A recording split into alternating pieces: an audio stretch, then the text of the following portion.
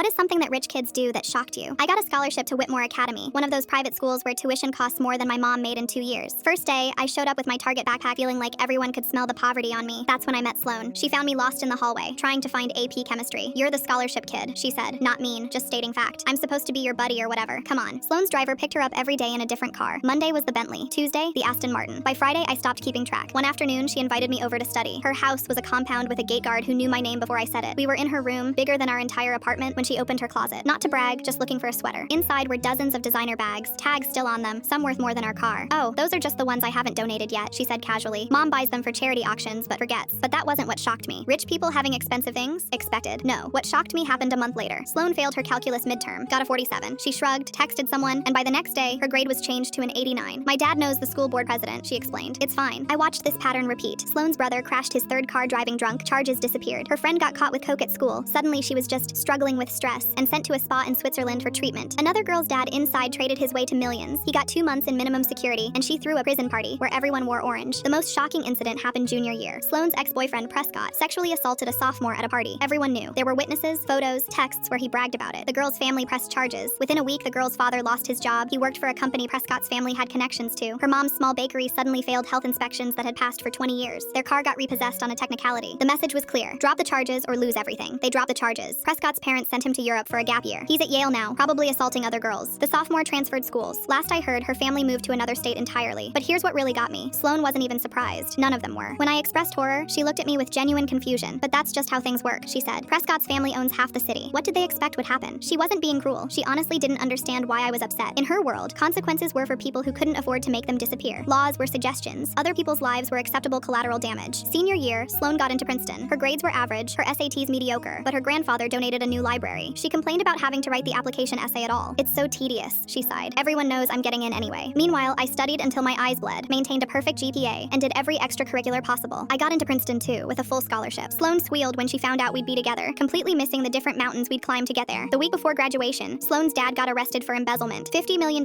missing from pension funds. It was all over the news for exactly 3 days. Then, nothing. Charges dropped due to insufficient evidence. The prosecutor who dropped the case, his son got into Harvard Law the next week despite a 2.9 GPA. At graduation, Sloan gave a speech about overcoming adversity. The adversity being when her credit card got declined in Paris because she'd hit the monthly limit. People applauded. The girl Prescott assaulted wasn't there to hear it. Her family couldn't afford to stay in town after her dad lost his job. I'm at Princeton now. Sloan's here too, obviously. She still doesn't understand why I work 2 campus jobs when we could just hang out more. Last week, she complained that her dad could only send her $5,000 a month because of legal stuff. The most shocking thing about rich kids isn't their money. It's that they live in a completely different reality where consequences don't exist, where other people's lives are props in their story, where destroying someone is just another Tuesday. And the system we all live in, it's designed to keep it that way.